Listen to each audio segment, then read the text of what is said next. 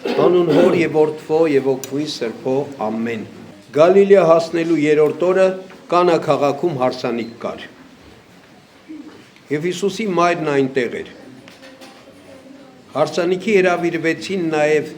Հիսուս եւ իր աշակերտները։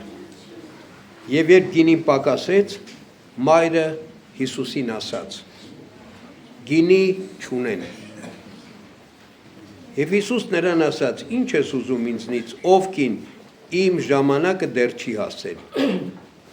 Նրա մայրը սպասավորներին ասաց. Ինչ որ ձեզ ասի, արեք։ Այնտեղ կային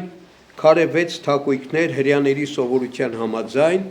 մաքրվելու համար։ Նրանցից յուրաքանչյուրը շուրջ 100 լիտր տարողություն ուներ։ Հիսուս նրանց ասաց. լցրեք այդ թակույկները ջրով եւ լցրին բերնե բերան։ Եվ ասաց նրանց. հիմա վերցրեք եւ տարեք սեղանապետին։ Եվ նրանք տարան։ Եվ երբ սեղանապետը ճաշակեց գինի դարձած ջուրը, եւ չէր իմանում թե որտեղից է, բայց սպասավորները, որոնք ջուրը լցրին, գիտեին, խոսեց Փեսայի հետ եւ ասաց. ամեն մարդ նախ ընտիր գինին է մատուցում, եւ երբ հարբած են, այն ժամանակ վատը, իսկ դու ընտիր գինին մինչեւ հիմա պահել ես։ Հիսուս այս առաջին նշանը արեց Գալիլեայի Կանա քաղաքում որպես սկիզբը նշանների եւ հայտնեց իր փառքը եւ նրա աշակերտները հավատացին նրան։ Ինչպես ավետարանից տեսանք, սա մեր Տեր Հիսուս Քրիստոսի առաջի հրաշքն էր, առաջին նշանն էր, որ գործեց։ Հատվածը կոչվում է Կանայի հարսանիք։ Այս հատվածի մասին բազմաթիվ անգամներ խոսել ենք, տարվա մեջ մի քանի անգամ։ Այսօր նորից պիտի խոսենք այս հատվածի մասին, ամեն անգամ մի նոր տեսանկյունից, մի նոր լույսով պիտի անդրադառնանք այս հատվածին։ Նախ ասում է Գալիլեա հասնելու երրորդ օրը։ Երրորդ օրը քրիստոնեական առումով շատ կարևոր է։ Ինչու՞։ Մենք գիտենք երրորդ օրվա խորհուրդը։ Երրորդ օրը մեր Տեր Հիսուս Քրիստոս մեռելներից հարություն առավ։ Այսինքն երրորդ օրը կյանքը հաղթեց մահվանը, լույսը հաղթեց խավարին եւ երրորդ օրը հարությունն է խորհրդանշում։ Իսկ հարություն ասել է թե հավիտենական կյանք, երկնքի արքայություն եւ երանություն։ Ուրեմն երրորդ օրը շատ կարևոր է, որ մենք միշտ հիշենք Քրիստոս հարյավ իմերելոց եւ մեզ բոլորից հարություն խոստացավ։ Ինչ ասաց մեր Տեր Հիսուս Քրիստոս, ասեց ով որ ինձ հավատում է, թեև մեռնի, հարություն պիտի առնի։ Մեզ բոլորիս ընդամենը հավատքի դիմաց խոստացված է մեռելների հարություն, հավիտենական կյանք, երկնքի արքայություն, որը տեղի ունեցավ մեր Տեր Հիսուս Քրիստոսի մահվանից հետո երրորդ օրը։ Մենք ամեն մեկս որ ծնվում աշխարհ ենք գալիս, ուրախություն եւ ցնծություն է։ Մեր ծնողները, մեր շրջապատը, մարդիկ, աշխարհը ուրախանում են։ Ուրախություն է լինում աշխարհի մեջ, որովհետեւ մարդ ծնվեց։ Եվ բոլորի մաղթանքն ու ակնկալիքը ի՞նչ է, որ այս մարդը երջանիկ լինի, որ այս մարդու կյանքը լավ լինի աշխարհի մեջ, որ բարի կյանք ապրի, երջանիկ լինի իր ընտանիքի համար, իր ազգականների համար, ազգի համար, երկրի համար, պետության համար, եկեղեցու համար, Աստծո համար լավ զավակ լինի, բարի լինի։ Մենք բոլորս այս մտայնությունն ենք ունենում եւ այս մաղթանքներն ենք անում ամեն մի նորածնի համար։ Իսկ երբ մենք մկրտության ավազանից ենք ծնվում, որ է մկրտությունը, սա էլ է ծնունդ, մարդու հոգևոր ծնունդն է, երբ որ մենք մկրտվում ենք։ Սուրբ Գիրքն ասում է հրեշտակները երկնքում ուրախություն են անում։ Այսինքն ամեն մի ծնունդ ուրախություն է։ Երջանկության ակնկալիք է։ Երանության ավետիս է ամեն մի ծնունդ։ Բայց մեր կյանքը այտենց ուրախություններով չի ընթանում։ Քանի մանուկ ենք, ուրախանում ենք։ Ամեն ինչի վրա, պարզ բաներից, հա? Ապրում ենք ճշմարիտ այն կյանքը, որ Աստված շնորհել է ամեն մարդուն։ Ուրախություն, ցնծություն, գոհություն, երեխաները ամեն ինչից ուրախանում են, ամեն ինչով գոհանում են, հա, փուճուր բաներով, սուտ բաներով, մեծ երջանկություն են ապրում երեխեքը։ Բայց հենց որ մենք մեծանում ենք, Սատանան սկսում է մեր ականջին նստել։ Ու մեր կյանքը վերածվում դժբախտության, նեղությունների, վշտերի, փորձությունների։ Այս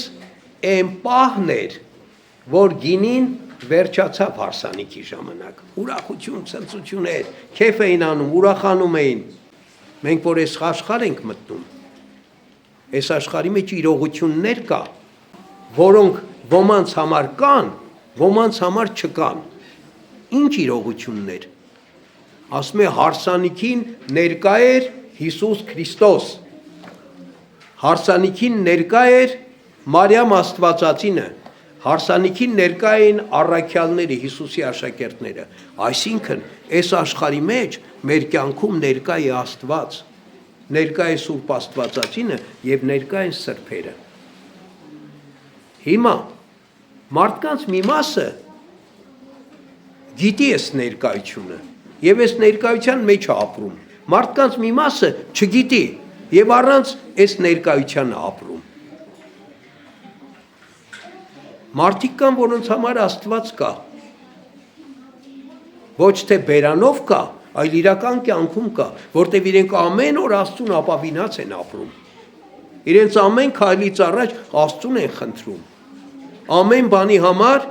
Աստծո օրհնության կարիքն ունեն։ Այսինքն իրենք իրենց կյանքն ապրում են Աստծով։ Մարդիկ էլ կան, որոնց համար Աստված չկա։ Կարող է բերանով ասում են հավատում ենք Աստծուն, բայց Աստված բացակա է իրանց կյանքից։ Իրենք ոչ Աստծուն դիմում են, ոչ Աստծո օգնությունն են խնդրում, ոչ Աստծո օրհնությունն են խնդրում, ոչ Աստծո շնորհակալություն են հայտնում, ոչ Աստծուն ասում են մեղա Աստծո սխալների համար, այլ որ շատ նեղն են ընկնում մեկ-մեկ, սկսում են կանչել Տեր Աստված, վազում են եկեղեցի, մի խուրձ մոմ են վառում, ասում են Տեր Աստված մեզ փրկիր։ Ճիշտ էսպես էլ Սուրբ Աստվածածինը ներկա է աշխարհի մեջ, որպես մեծագույն բարեխոս։ Բայց մեր կյանքերում ներկա է, մենք ամեն օր Աստվածածնի բարեխոսություն խնդրում ենք մեզ համար։ Բայց կանայի հարսանիքի օրինակը ցույց էր տալիս, որ Քրիստոս իր հրաշքը գործեց Աստվածածնի խնդրանքով։ Բա մենք խնդրում ենք, որ Աստվածածինը մեզ համար խնդրի։ Մենք խնդրում ենք, որ Աստվածածինը մեզ համար բարեխոսի։ Այս մասին էլ պիտի մտածենք։ Աստվածածինը մեզ համար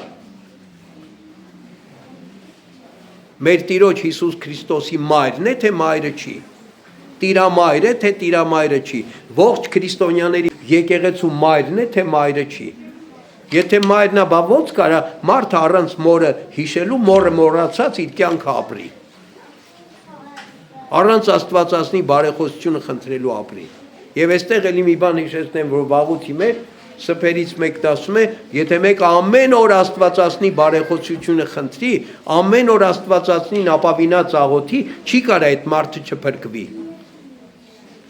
Այդ մարդը անպայման կփրկվի։ Ուրեմն հիշեք, Աստվածածինը փրկության դռներից է։ Սրբերի ներկայությունը մեր կյանքում արկա է, թե արկա չի։ Մենք միշտ հիշում ենք սրբերին,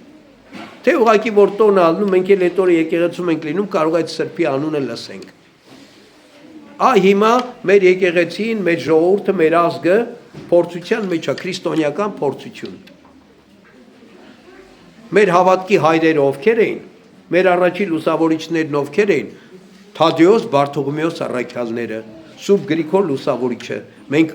մեր աղոթքների մեջ, այս օրերի մեջ խնդրում ենք, որ իրենք բարեխոսեն մեզ համար, որ իրենք իրենց հիմնած ու հաստատած եկեղեցին պահեն, պահպանեն, զորացնեն, չարի բոլոր հարվածները իրենց բարեխոսությամբ հեռացնեն մեզանից։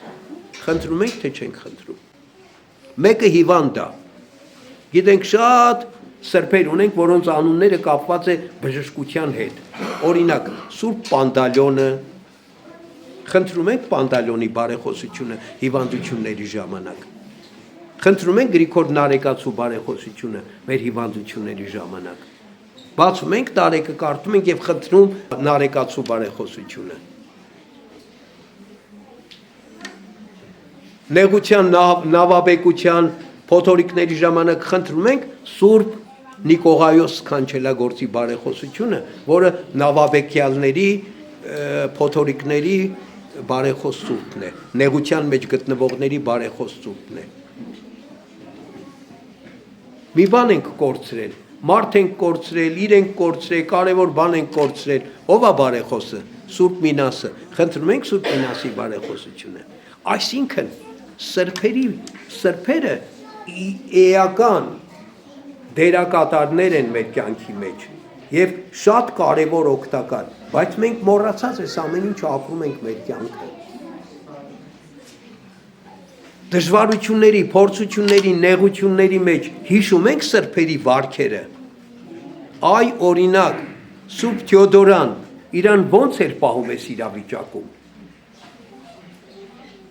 Սուրբ Սարգիսը կամ Սուրբ Գևորգը այդ վշտերի փորձությունների միջով ոնց էին անցնում։ Գրիգոր Լուսավորիչը ինչ էր անում, երբ որ Տրթատ թագավորը իրեն ուղակի մսաղացի միջով աղում էր։ Ոնց էր իրան պահում։ Ցույց էր անում, միտինգ էր անում, ստորագրություն էր հավաքում, թե Facebook-ում էր գրում, թե աղոթք էր անում։ Բայց սրբերի կյանքը մեզ համար օրինակ պիտի ծառայի։ Իրանք մեզ սովորեցնում են, ոչ միայն բարեխոսում են։ Ուրեմն Ժորժ ջան, ասում է կանայի հարսանիքին ներկա էին Մարիամ Աստվածածինը, բացի Հիսուսից, բացի մեր Տեր Հիսուս Քրիստոսից, Մարիամ Աստվածածին եւ առաքյալները, ասել է թե սրբերի դասերը։ Եվ ինչ եղավ, ուրեմն մեր կյանքում ներկա են։ Իհարկե գիտեմ, շատ մարդիկ կան, որոնց կյանքում ներկա են եւ այսպես էլ ապրում են, ինչ որ ասացի։ Գիտեն, եւ ամեն օր դիմում են սրբերի բարեխոսությանը, Մարիամ Աստվածածնին ամեն օր աղոթում են։ Բայց մարդիկ էլ կան, որ այս ամեն ինչ իրենց կյանքում գոյություն չունի, ապրում են իրանք իրանցով։ Ի վերջո, ոնց էլ ապրում ենք, կյանքում մեզ վրա են հասնում փորձություններ։ Մեկի պարագային ծանր հիվանդություն, մյուսի պարագային գործերի ձախորդություն, սնանկություն, տուն-տեղ ամեն ինչ կորցնել, փողոցում հայտնվել։ Մի ուրիշի պարագային չարախոսություն, բամբասանք, անարգանք, սուտ մատնություն եւ այլն նեղություններ, վշտեր, բանտ։ Մի ուրիշի պարագային տնից տեղից դուրս են գցում, մարդ հայտնվում է ծերանոցում, մի ուրիշի պարագայում ծնողներն են թողնում, մարդ հայտնվում է մանկատանը եւ այսպիսի տեսակ բաներ, որ մենք բոլորս գիտենք։ Եվ ոչ մի մարդ չկա, որի կյանքում վշտեր ու փորձություններ, նեղություններ ու դժվարություններ չլինեն։ Ինչ ենք էս հենց այն էր, որ հարսանիքի ուրախության թեժ պահին գինին վերջացավ։ Ընկան նեղության մեջ, դժվարության մեջ։ Ինչ ենք անում։ Հենց վշտի մեջ, նեղության մեջ ենք հայտնվում, ասում ենք, վայ, ով կա ծանոթ բժիշկ, հələ մի հատ զանգենք իմանանք, այս հիվանդության հետ կապված ուր գնանք, ում դիմենք, ինչ անենք, կամ ով կա ծանոթ պաշտոնյա, հա, հարկայինը նեղել է, տեսնենք ոնց կարա սրատակից մեզ հանի, ով կա ծանոթ իրավաբան, փաստաբան, խնդիրներ կա, օրենքի հետ կապված տեսնենք ինչ, կամ, չգիտեմ, ազդեցիկ ծանոթ փող ունեցողով կա, փողով այդ հարցը փորձենք լուծել։ Եվ սենց, թե նախ եւ առաջ Աստծո ծունկի են գալիս, ասում ենք Տեր Աստված, քեզ ենք բերել, քեզ ենք դիվում, դու ես մեր Տերը։ Այս ամեն ինչի Տերն ու տնօրենը դու ես։ Եթե դու չհանես, ոչ մի մարդ չի կարա հանի այս վիճակի մեջ։ Եթե դու հանես այս վիճակին, ոչ մի մարդ չի կարա մեզ զորով պայի այս վիճակի մեջ։ Այս մտայնությամբ ենք ապրում, թե բարեկամ, ծանոթ, հարևան, ընկեր, չգիտեմ, փող, պաշտոնյա գտնելու մտայնությամբ։ Այս կյանքի նկատմամբ հայացք է։ Մեր կյանքը ինչի վրա է կառուցված։ Աստծո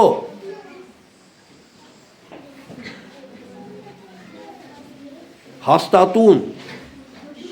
վստահության հավատքի վրա, թե աշխարհի իրողությունների վրա։ Եթե այս աշխարհի իրողությունների վրա է կառուցված, ուրեմն մեր կյանքը նման է այն տանը, որը կառուցված է ավազի վրա։ Հենց որ փոթորիկ եղավ, պիտի դա փուլ գա։ Եթե կառուցված է հաստատուն ժայռի վեմի վրա, Աստծո հավատքի վրա, ինչ փոթորիկ էլ ուզում է լինի, ինչ վիշտ ու դժվարություն էլ լինի, մեր տունը պիտի կանգուն մնա։ Նեղությունը վիշտը եկավ։ Չկա մարդ, որի կյանքում չկա վիշտ, չկա մարդ, որի կյանքում չկա փորձություն, չկա մարդ, որի կյանքում չկա նեղություն, չկա մարդ, որն իր կյանքում չունի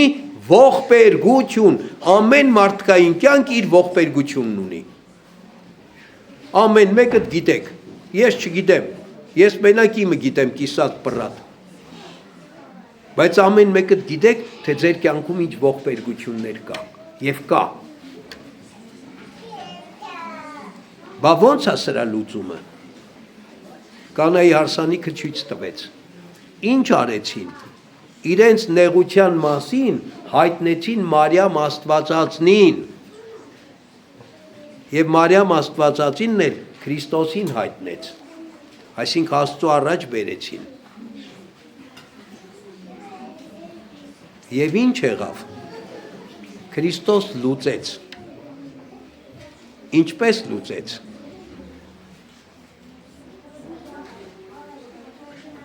Չասեց, ար քո երջանկությունը գնա վայելի, չէ, ասեց արի դու մի քիչ չարչարվի, ես էլ քո չարչարանքը կորտնեմ, երջանիկ կլնես, ինչպես ասեց, ասեց դուք բերեք ջուր լցրեք, կարասների մեջ, հետո կտեսնեք ես այդ ջուրը ինչ կանեմ, Քրիստոսին պետք էր, որ բերեն ջուր լցնեն, եթե Քրիստոսն ամբողջ տիեզերքն է ստեղծել, աշխարհի ամբողջ օվկիանոսներն ու ծովերը ստեղծել, այդ 6 տակառը կամ կարասը ինչ էր, որ Քրիստոս պիտի ասեր ջուր բերեք լցրեք, ինքը կարար ջուր լցնել, առանց ջուր լցնելու էլ կարար ինքը նենց աներ, որ գինի լիներ այդ տակառների մեջ, բայց ինչ ասեց դուք ջուրը լցրեք, մնացածը ես կանեմ, այսինքն Աստված ուզում է, որ մենք ինքներս աշխատենք, մեր խնդիրները, մեր դժվարությունները, մեր պրոբլեմները, մեր վշտերը, մեր, ինչ ասեմ, ամեն տեսակի չարիքներ, որ մեր գլխին գալիս է հաղթահարելու համար, և ինքը կորտնի, եթե մենք իրեն ենք դիմել, ինքը մեզ կօգնի, այսինքն երկու կողմ կա, մարդիկ ջուրը լցրեցին, Քրիստոսն էլ հրաշքը գործեց, առանց մարդկանց կարար Քրիստոս հրաշք գործեր, բայց իմաստ չեր ունենա դա, իմաստ չեր ունենա և այդ մարդկանց համար էլ արժեք չեր ունենա, և այդ մարդիկ էլ չէին հասկանը, թե ոնց եղավ այդ հրաշքը, ուրեմն Աստված մեր կյանքում հրաշք է գործում, ամենասովորական կերպերով, ամենասովորական ձևերով, բա մենք, որ միած սերմի հատիկ, խնձորի սերմի հատիկը դնում ենք հողի մեջ և հետո սկսում ենք խնամել, նայում ենք, որ չչորանա հողը, ջրում ենք,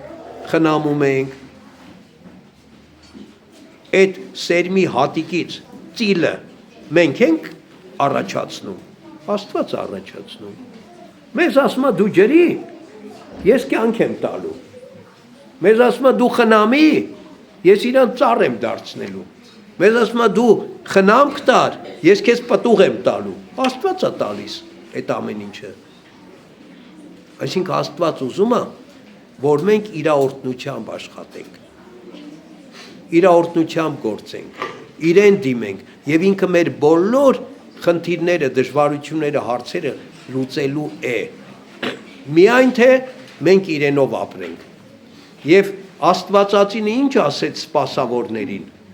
ասեց ինչ որ ձեզ ասի կլսեք, ի նկատի ուներ Հիսուսն ինչ որ ձեզ ասի կլսեք, մենք լսում ենք ինչ որ Աստված մեզ ասում է, ինչ որ Աստված ավետարանում գրել է մեզ համար, Աստվածաշունչում գրել է, մենք լսում ենք այդ ամեն ինչը, մենք պահում ենք այդ ամեն ինչը, մենք կարդում ենք այդ ամեն ինչը, նույնիսկ կարդացողներից շատերի հետ որ խոսում ես, ասում են, իր հայրը տեղը տենց է գրած, բայց դա կյանքում հնարավոր չի տենց ապրել, Կյանքում հնարավոր չի այդ բոլոր պատվիրանները պահել։ Ինչ եք կարծում, Աստված անհնարին բան կպատվիրի մեզ, չի պատվիրի,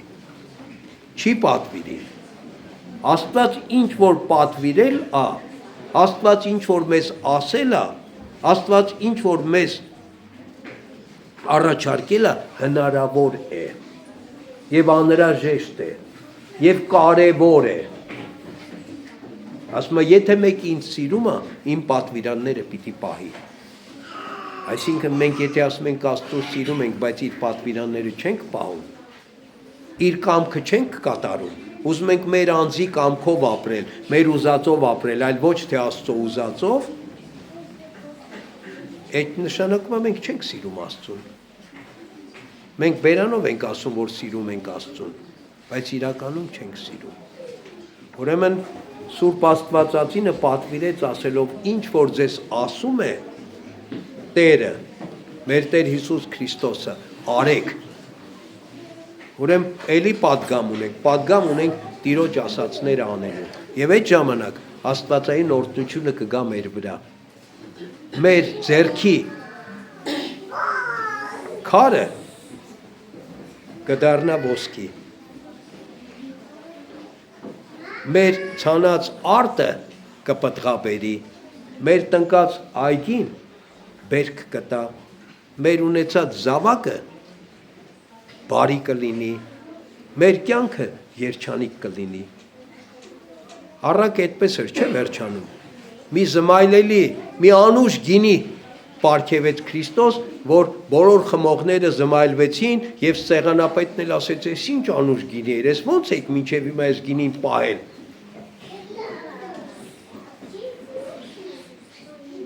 Ուրեմն մեր կյանքը, որ Աստված մեզ տվել է երջանկության համար, պիտի անցնի վշտերի, նեղությունների, դառնությունների, փորձությունների միջոցով։ Գինին պիտի վերջանա մի օր, բայց մենք պիտի իմանանք, թե ում պիտի դիմենք այդ գինու համար, եւ ումից պիտի ստանանք եւ ինչ պիտի անենք դրա համար, որպեսզի Աստվածային օրհնությունը մեզ վրա գա եւ մենք ունենանք անուշ գինի։ Ասել է թե հավիտենական, երջանիկ, ուրախ կյանք, օրհնված կյանք, Աստծով կյանք։ Ահա թե ինչ էր այսօրվա կանայի հասանիքի առակը մեզ համար։ Թող Աստված մեզ իմաստություն տա, որ հիշենք, որ մեր կյանքում երկու իրողություն կա. Աստծո ներկայությամբ կյանք եւ Աստծո բացակայությամբ կյանք։ Հիմա մենք պիտի հասկանանք, մեր կյանքը ճշմարիտ Աստծո ներկայության կյանք է, թե Աստծո բացակայության։ Եթե Աստված բացակայ է մեր կյանքից, անհնարին է, որ մեր գինին վերջը անուշ գինի դառնա։ Մենք սկի ջուրել չենք ունենալու։ Չէ, չեմ ասում գինի, բայց եթե Աստծո ներկայությունը կա մեր կյանքի մեջ, ոչ մենք անուշ գինի ենք խմելու, այլ նաև երկնքի արքայության երանություններն ենք վայելելու։ Թող Աստծո շնորհը, սերը, խաղաղությունը ամենքիս հետ լինի, ամեն։